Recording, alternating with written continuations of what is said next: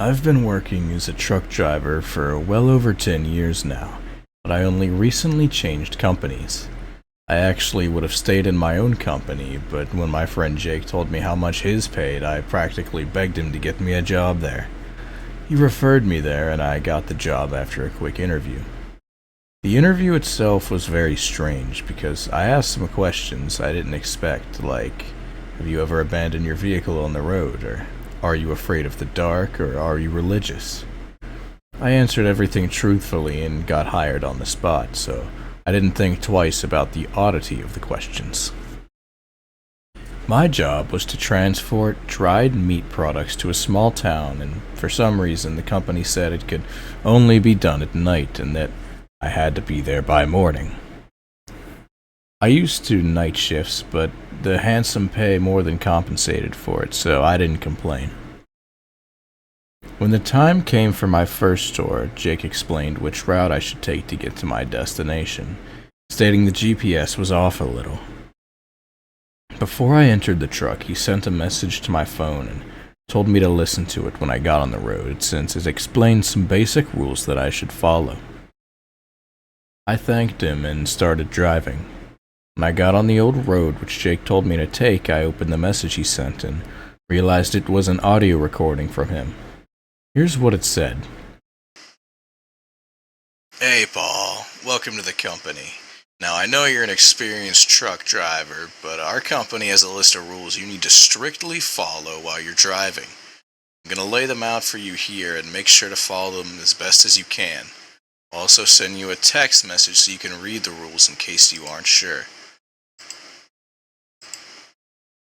Now, first of all, make sure you turn on your high beams and keep them on at all times. Since it's really dark on the road, you may notice that even with the lights on, it's really dark. But don't let that concern you. Within the first 10 miles, you may see a dead end sign ahead. Ignore it and just keep driving. If your lights start flickering by this point, speed up and drive as fast as you can until the flickering stops.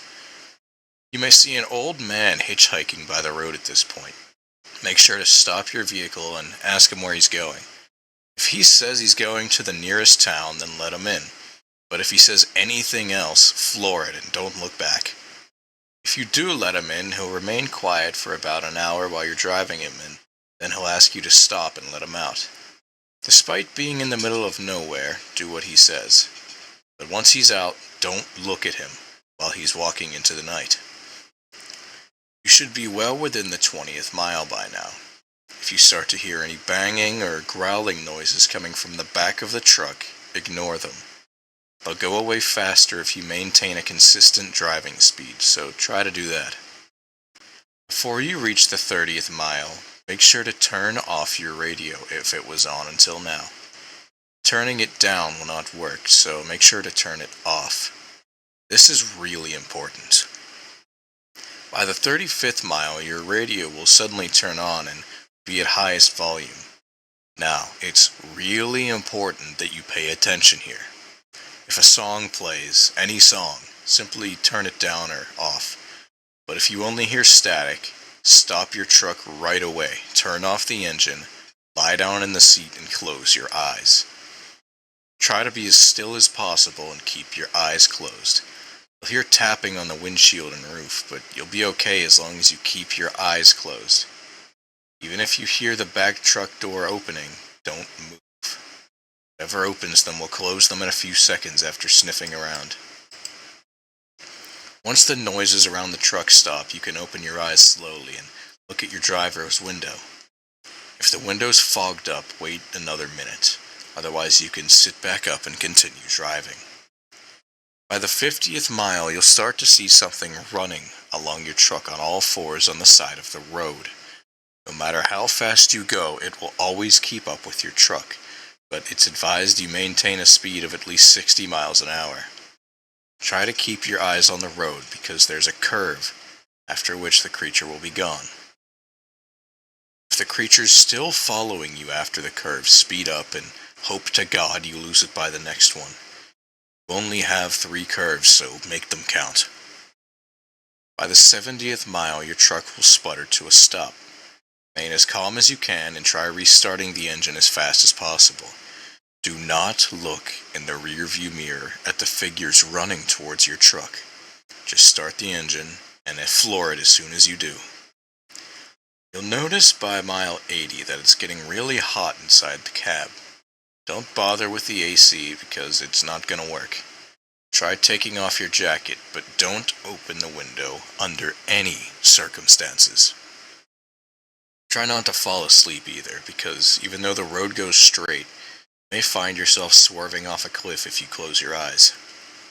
If you need to use the bathroom, only do it between the 85th and 90th mile, and make sure to keep your high beams on while you do it. Do not step off the road or out of the light. When you're done taking a leak, you may see someone move behind your truck just as you turn around. But don't try following them because you'll just endlessly move around the truck just in time for them to always get behind the next corner. And they want you to stay outside as long as possible. If you hear a high-pitched scream in the distance while you're taking a leak, run back to the truck and floor it. I don't care if you piss your pants, but do not waste a second running back. Regardless of the mileage, at around 3 a.m. your phone will start to ring. But do not answer it, no matter who it is, even me. The caller will try to get you to answer 3 times before sending you a message. Again, do not open the message. Whoever it's from, ignore it. By the 100th mile, you may see a pair of beams from other vehicles in the distance moving towards you. If you do, turn off your lights immediately and wait for the other truck to pass by. Once it does, you may turn your lights back on. Repeat this for any other oncoming vehicles. Don't honk or do anything to attract their attention. Keep looking in the rearview mirror. If you see the beams of the truck turning around and coming back towards you, drive away as fast as you can and pray that you are faster. Now, when you reach the 120th mile, you'll see a sign for a 20-mile-an-hour speed limit. Slow down to 20 miles an hour and don't go over that speed, since the sound can attract unwanted attention. You can speed up once you see another sign that tells you the speed limit stops at that point. At around mile 130, you may see a woman waving and asking for your help. Do not slow down and try not to even look at her. Once she's behind you, look in the rearview mirror. If she's still on the road, then you're safe.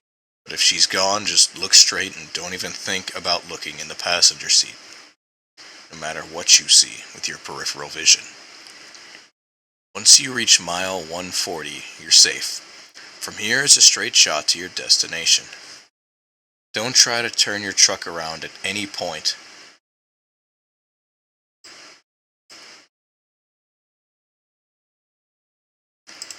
Don't try to turn your truck around at any point while you're on the road, because you'll end up driving until you're out of gas, and if that happens, you're as good as dead. Don't use your GPS until you reach the town either, because it'll take you to an old dirt road which will have you driving in a circle. Once you reach the client's place, the employees will take care of the rest. Let me know if you have any questions. I listened to the message and laughed, thinking Jake simply wants to prank me. That was before my lights started flickering.